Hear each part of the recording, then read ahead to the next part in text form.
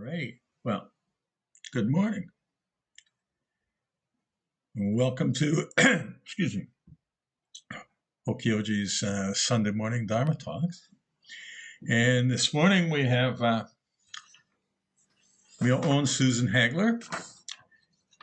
And I know everybody attending here knows her for quite a while, but I will read your introduction for the archive when we have the, the recordings up there. So people who don't know you, they can learn about this. So Reverend Myo-On Susan Hagler began practicing at MZMC in Minneapolis with Katagiri Roshi in 1980.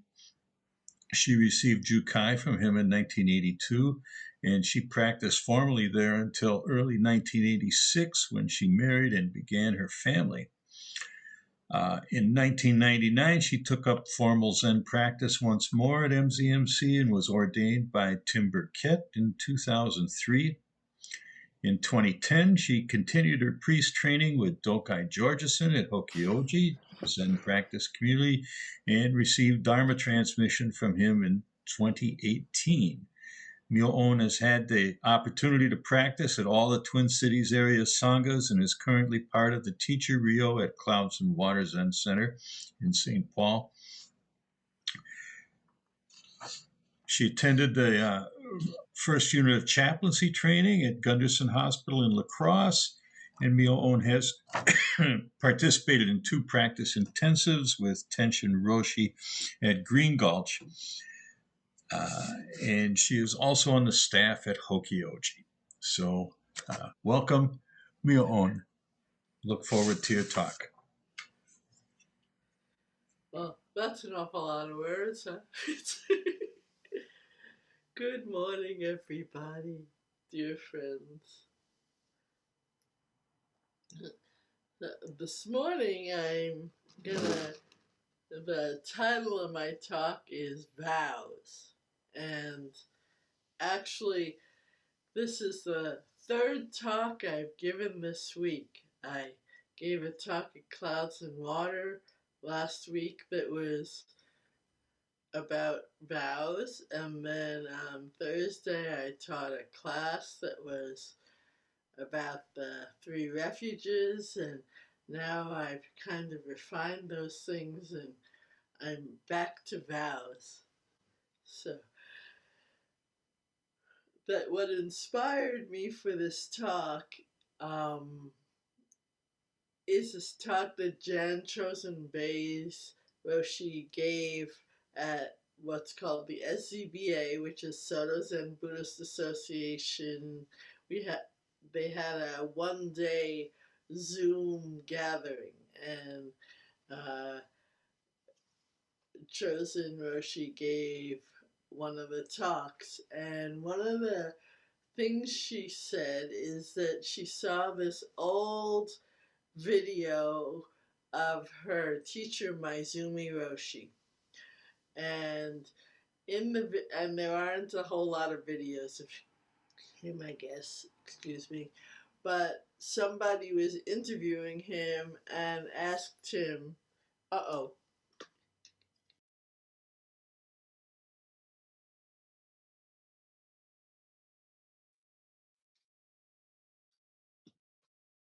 okay. Excuse me, I was putting on my better microphone that I hope I wasn't buzzing too much. So somebody interviewed Maizumi Roshi and was asking him, is there anything enduring in Buddhism like the soul is enduring in like the Judeo-Christian traditions? And at first he said, no, there's nothing like that in Buddhism. And then he said, but wait a second, what is enduring in Buddhism is our vow, that the vow endures beyond any particular person, and that the vow we take is transmitted from person to person and from generation to generation. And that really caught me. And I said, yeah, that's it. So I thought I wanted to talk about that some more this week. So, what is the enduring vow that Buddhists aspire to? And it's the Bodhisattva vows to support all beings in such a way that suffering ceases, to point to a way of life unencumbered by its difficulties. That I was, for this talk, I was looking a lot at Shohaku Okamura's book, Living by Vows, and in it he has some things from different teachers about vows, and where is it? I don't think I'm going to find it right now, but that the Bodhisattva vow is really enduring and it really goes to speak to everyone. And the Bodhisattva vow is basically that when we become Buddhists, that we make a vow to help and support all other humans and other beings to awaken to their truth in their lives and to not um, participate in our final awakening, which we call nirvana, until everybody else can awaken with us. So it's a one for all and all for one kind of deal. So the vows that we take up, that we undertake in our daily lives, to, is to show up for things large and small. And these things that we show up for and the vows that we take are what give our life vitality. It gives us energy to live. Otherwise, life can be kind of listless. So we have the vow to get out of bed, to do zazen, to go to work, to say hello to people we might pass on the street when we're walking around. This is a little bit for myself too, to take care of ourselves and others. Our everyday activities gives us ways to enact our spiritual vows. In the morning service, we chant, "Beings are numberless. I vow to free them. Desires are inexhaustible. I vow to end them. Dharma gates are boundless. I vow to enter them. The Buddha's way is unsurpassable. I vow to realize it." And Shohaku, when he was writing about these vows, said when we say the Buddha's way, it's not the Buddha's path, but the Buddha's awakening. And I really resonated with that. So in his book, Living by Vow, Okamura Roshi offers a different version that he says were a lot that were originally aligned with the Four Noble Truths. And these go: I vow to enable people to be released from the truth of suffering. I vow to enable people to understand the truth of the origin of suffering. I vow to enable people to peacefully settle down in the truth of the path leading to the cessation of suffering. And I vow to enable people to attain nirvana, which is our final resting place, our final awakening. And so these vows more closely align with the Four Noble Truths, um, as well as our four other vows that we usually chant. And so I kind of like this because I think it really combines our spiritual, broader practice with our everyday lives and with the Eightfold Path. So Shakyamuni Buddha was writing the prescription for all people to heal from suffering that arises for humans due to our self-conscious minds. We need to learn to let go of our self-defenses and absorptions to interbe, which is a nice phrase that Thich Nhat Hanh uses. So here's a poem from Katagiri Roshi that Katagiri Roshi wrote on Vow.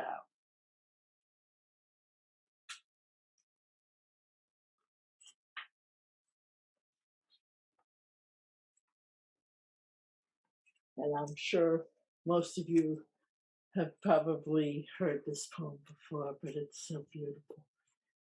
You can hear it over, read it and hear it over and over again in my heart. I hope yours too. It's called The Peaceful Life. Being told that it's impossible, one believes in despair. Is that so? Being told that it is possible, one believes in excitement. That's right. But whichever is chosen, it does not fit in one's heart neatly. Being asked, what is unfitting? I don't know what it is, but my heart knows somehow. I feel an irresistible desire to know what a mystery human is.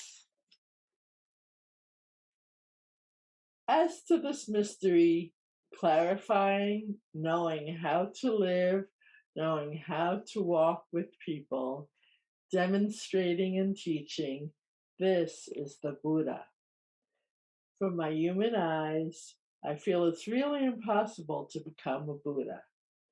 But this I, regarding what the Buddha does, vows to practice, to aspire, to be resolute, and tells me, yes, I will. Just practice right here, now, and achieve continuity endlessly, forever. This is living in vow. Herein is one's peaceful life found.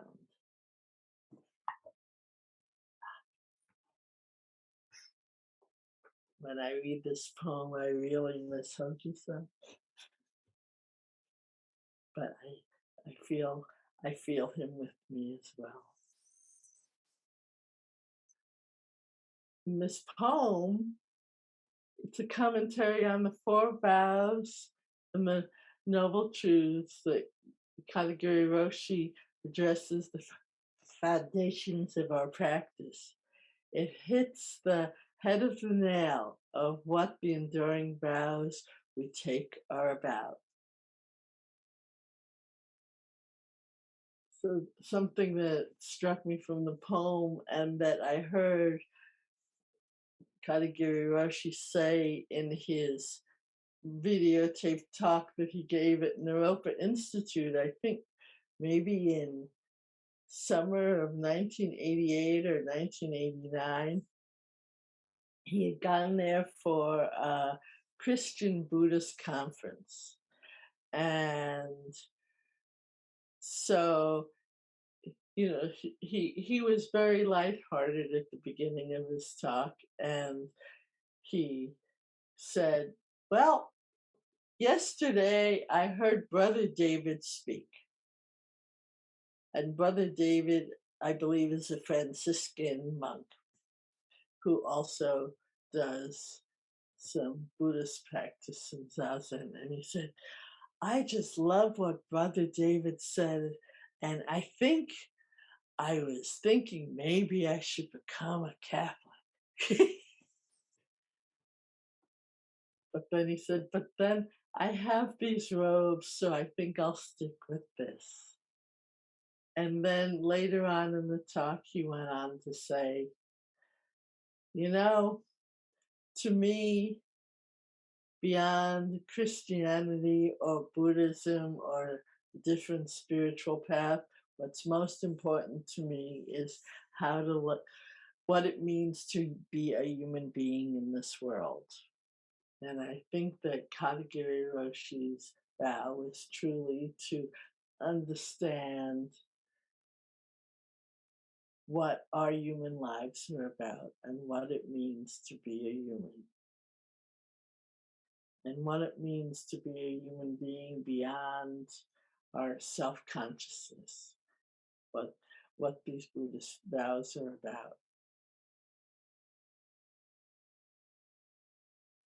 Shahaku-san relays the vows of his teachers, the vows that were his teachers. His teacher, Uchiyama Roshi, did sesshin without any extras. That no chanting, no dokusan, or work periods, or anything extra beyond zazen and meals, of course. When speaking of Uchiyama Roshi's vow, he speaks of one sitting or a unified mind. And the unified mind is my words. So Shahaku relays what Dogen's attitude is and what Uchiyama Roshi's attitude was. And I really like this as well. According to Dogen Zenji, our sitting is not part of our practice, but rather other activities are part of one zazen. This is what is meant by the phrase, our zazen is absolute. This is a very important point. In Bendoa, Dogen Zenji says, even if only one person sits for a short time, because the zazen is one with all existence and completely permeates all time, it performs everlasting Buddha's guidance within the inexhaustible Dharma world of the past, present, and future. In this sense, sitting is absolute. This means that we become awakened to the reality that we are one with all beings, all times, and all space. This too is the meaning of one sitting.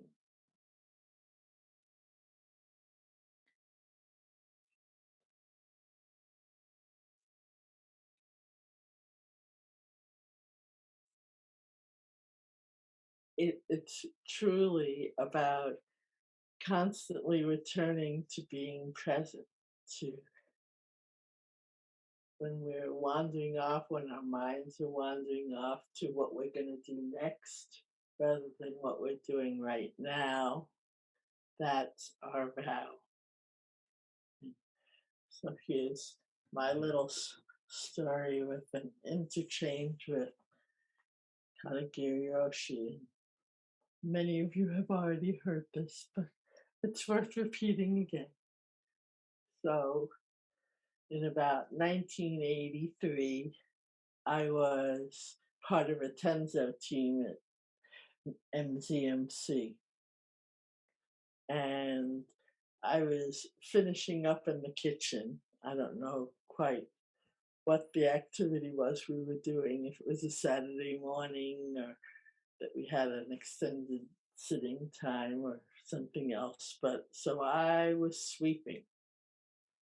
And I was sweeping with a grumpy mind, I think. I just wanted to get out of there. And here comes Hojo-san down the stairs, and he's coming through the kitchen, as we used to do, or they used to do to go out of the house. And he looked at me and he saw my less than stellar sweeping activity, I guess I'll say. And he looked at me with a big smile on his face, and he said, "I feel sorry for you."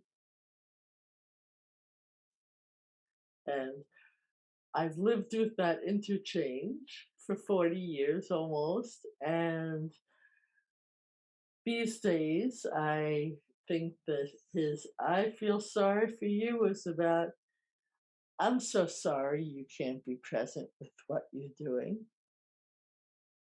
And that's really kind of stuck with me, that to just be present with what I'm doing.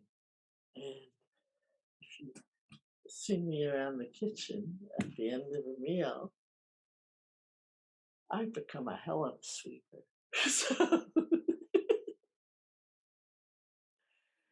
so, but it's kind of like our next activity will be there. So let's take care of what's right in front of us. I think that that's a big part of our practice and our vow of how to live well. But I wanted to end with Shantideva's vow that's in Jan Chosen Bay's book that's called The Vow Power of Life. It's very wonderful. And she really approaches a lot with, in a more secular, every way to really reach out to people who might not be Buddhists, but who are wanting to live purposeful lives. But in this chapter, she's talking about Buddhist people. So Shantideva, a Buddhist mystic of the 8th century in India, spoke poetically of his Bodhisattva vow, the impulse to give ourselves away in order to relieve the suffering of others. May I become a doctor and medicine. May I be the nurse for all sick beings in the world until everyone is healed. During the ages of scarcity, may I change into food and drink. May I become an inexhaustible treasure for those who are poor and destitute. May I be a protector of those without one, a guide for all travelers on the way. May I be a bridge, a boat, and a ship for all who wish to cross the waters.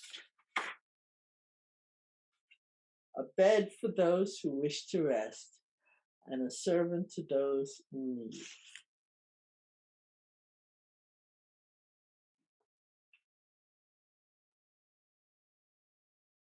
I think that's a beautiful way to sum up our Bodhisattva vow. And that's what I have for you folks today. So if people have comments or questions or want to share things from their own Bodhisattva practice or anything else, please speak up.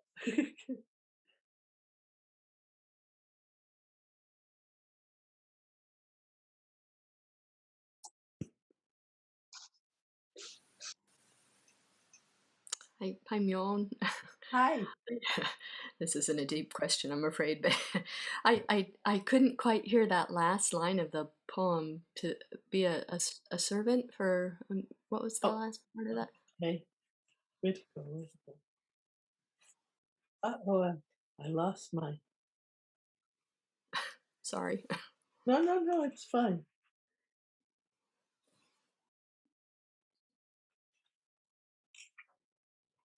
I'm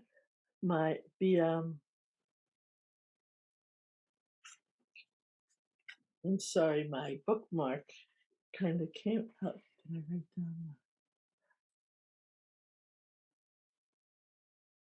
Okay, here we are. A bed for those who wish to rest, and a servant to those in need. Oh, in need. Oh, okay. Thank you. Oh, that's That is a beautiful poem. Thank you. Yes. Yo, I liked your talk. Thank you. Excuse me. And I just realized, over the 40 years, that you always, I know you have always done a lot of Tenzo work. And I just realized I'd be probably dead if I hadn't eaten all those meals that you provided over 40 years to me. So I thank you very much for that. Well, you're welcome. And I'm sure glad you're not dead yet, but you didn't get food poisoning.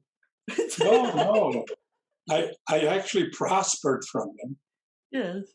Oh, wonderful, wonderful. And, it's interesting because my heart is very truly in the kitchen and cooking. And there was one point in my training practice with Dokai where he kicked me out of the kitchen.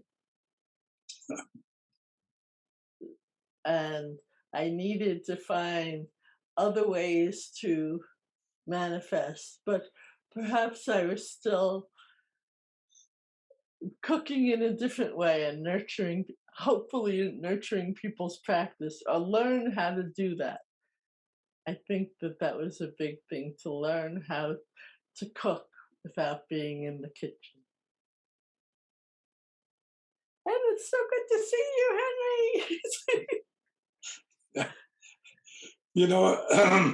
It's amazing how the time has gone. But when I look at you, I still see you how you were 40 years ago.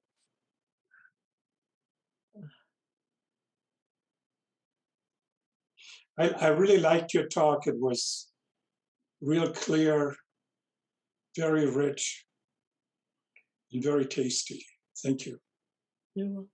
So I'll say something else about Henry that he probably doesn't know, but when I was switching teachers in 2010 or 2009, and I started to practice a bit more with Dokai.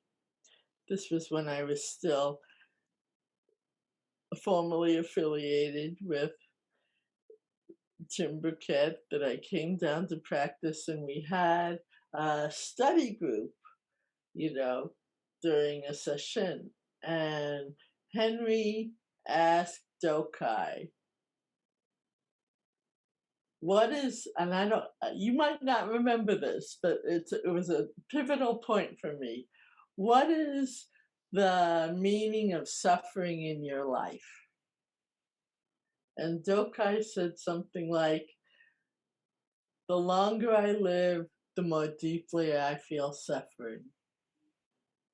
And so that question and answer helped me know that this is the teacher for me. So thank you very much for asking that question a while ago. And later on I asked him, what is the meaning of joy in your life? And he said, same thing. so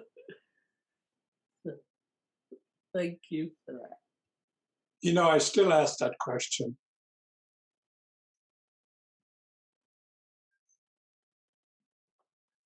What is the meaning of suffering in your life, Henry?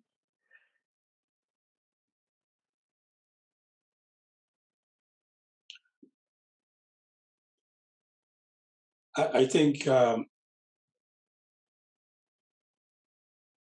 greater sensitivity and awareness of the prevalence of suffering. And at the same time,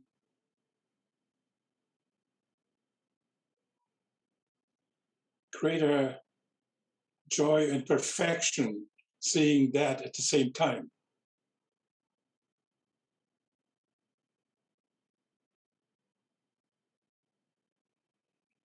Thank you. Shoku.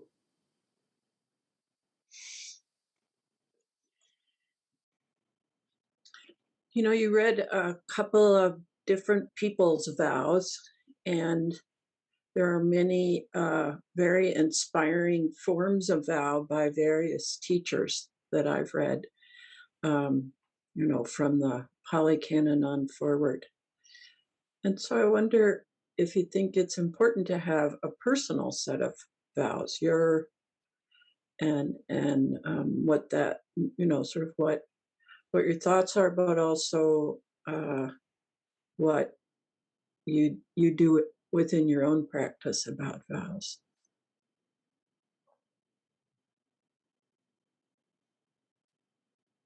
Well,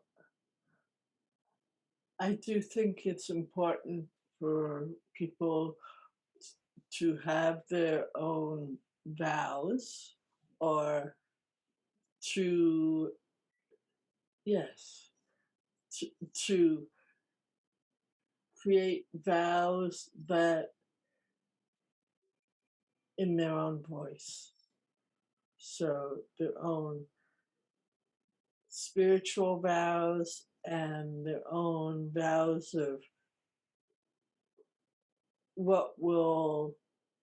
how they'll manifest their vows in their daily lives.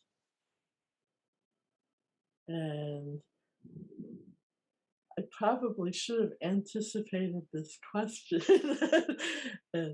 but I didn't mean to put you on the spot. No, but I'm just thinking about what I would say on my own personal vows. And I would say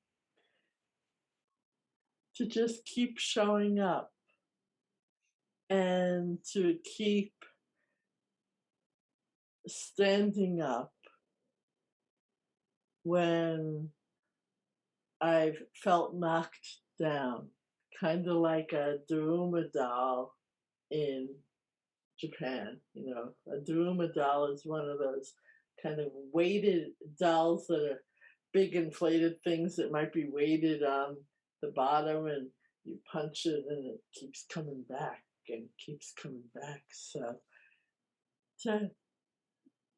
to keep coming back and to keep standing up, to keep showing up is, for me, my personal vow.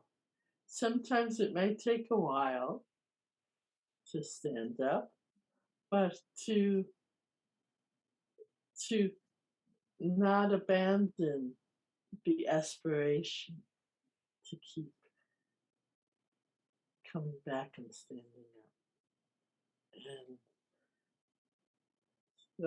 And to manifest that in different activities I do. And lately, as Hokyoji people know, I've been in the kitchen a lot, you know, and after having not been in the kitchen so much. And so I come and I play with the food, play with the garden vegetables, and try to put my love and energy into that. If my granddaughter is over visiting, trying to stay paying attention to her and playing, just playing. But some of you have seen this video that I made of Simbri and Duane. And Simbri has Duane in kid training. So that and there's this wonderful video of Simbri teaching Duane to jump in a muddy puddle. And so, but I guess she doesn't feel like I need kid training, that I'm kid enough for her, I guess. I can kind of remember Katagiri Roshi at parties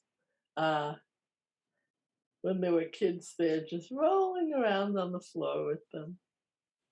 And so, his vow, and I like to emulate his vow, is to just meet people where they're at.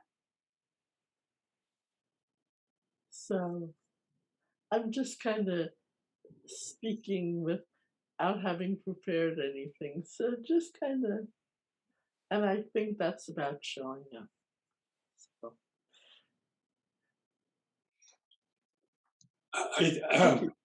I think it hurts too much not to live in vow. And I think, I don't know how to explain it, but I think I've been pickled by Zen practice. And I'm not sure I even know my vow anymore. What was that last thing you said? I'm not sure I know my vow anymore. It's just like when you learn a language, you learn the language, and then when you go to school, you have to learn the grammar. You know, the language is Buddhism, and I'm not that interested in the grammar anymore. Yes. And I think that's when we digest the vow. It's kind of like Shohaku says in this book that it says the title is Living by Vow.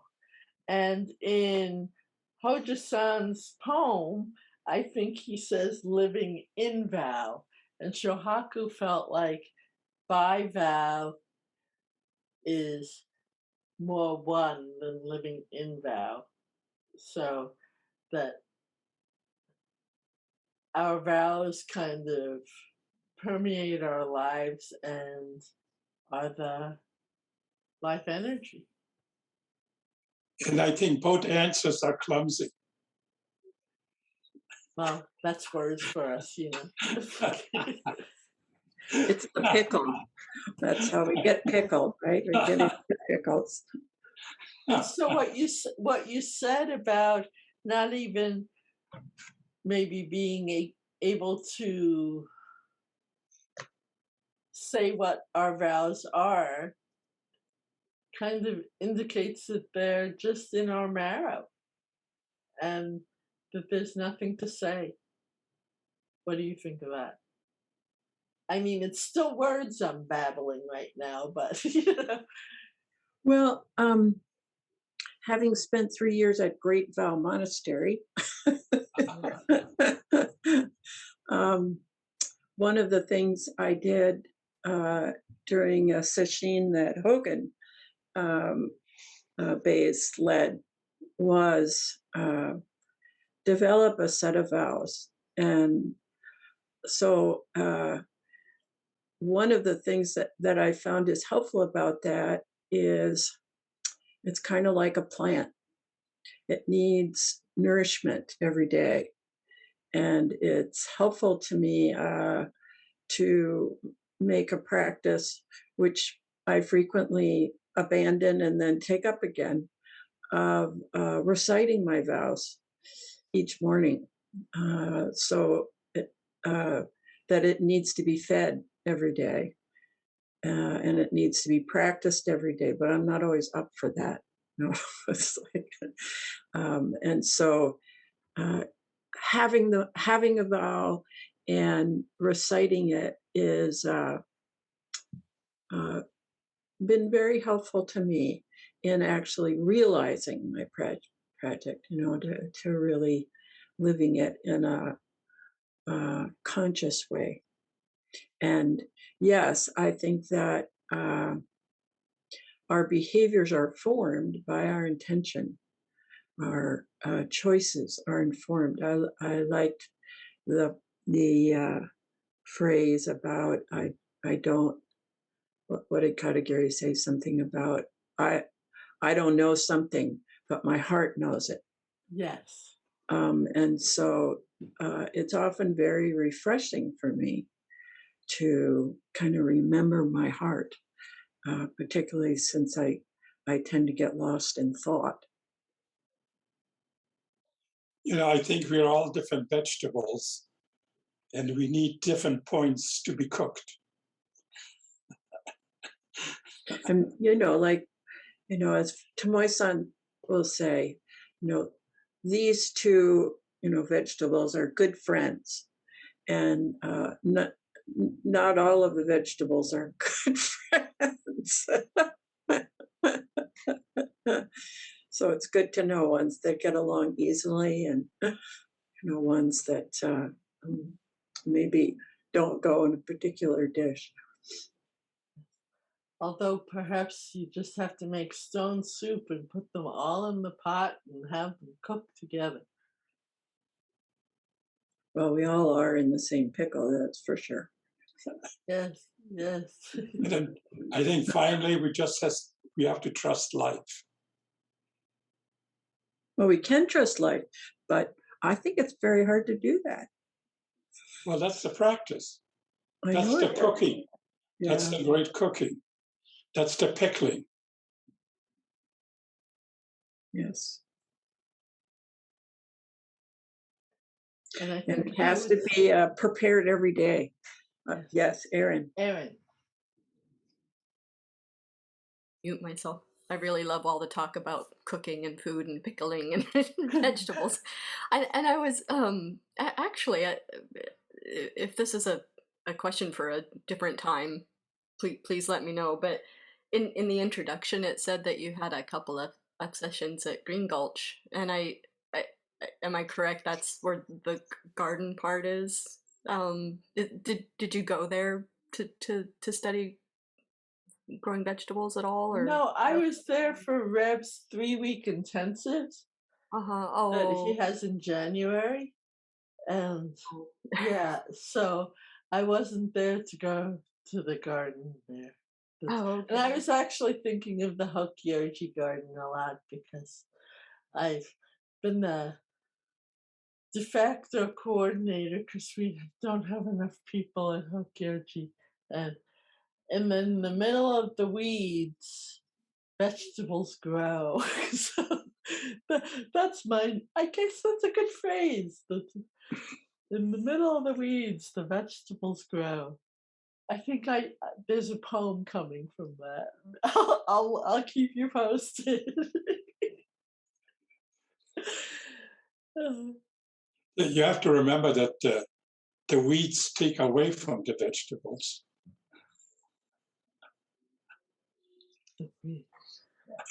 Well, maybe we're weeds eating all those vegetables. I don't know. Dokai told me that the definition of a weed is an unwanted plant. Right. That's true. So, who knows? That changes. Anyway, thank you, Myo-On. It's nice to see everybody here. I got a few announcements that they want me to make. Next week, Jushin, Stephen Butcher, is scheduled to give the talk. His last talk was on a Greek philosopher, Epictetus. It was pretty interesting. So check his next talk out. We got some upcoming events at Hokyoji. The next one up on October 28th is the first Hokyoji Men's Retreat.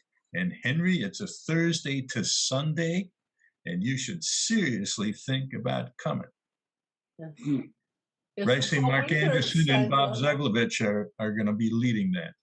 Yes. And, it'll be a nice, quiet, it's not all going to be in the Zendo. So they've got all kinds of activities and stuff. There's a little blurb on the website, but it would be great to see you. So think about that. I think you might like it. Anyway, after that, November 12th, we've got the Caring for the Land weekend. And Henry, we missed you snipping the flower stems out of the hostas this year. We had a few people working on it, but they didn't get to them all, so it doesn't look as nice as when you were helping us out. After the Caring for the Land weekend, November 19th, we have just the work weekend getting ready for the change of seasons at Hokyoji. And then the next thing up after that is going to be Rahatsu in the first week of December. And so they want you to know, or at least the people maybe tuning into this at another time, that these Dharma talks are available on our website. There's a week or two delay while they get edited and posted up there, but we've got a whole raft of Dharma talks from this year, and some very nice ones that are in there. Let's see. I am supposed to hit enter there. So now in the chat box is a little blurb about Dana and how we are supported by donations. There is a link there if anybody is interested. I think that's all that we have here. So we will close with the 4 vows. So, beings are numberless. I vow to free them. Delusions are inexhaustible. I vow to end them.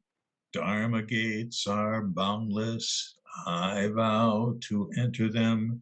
The Buddha way is unsurpassable. I vow to realize it.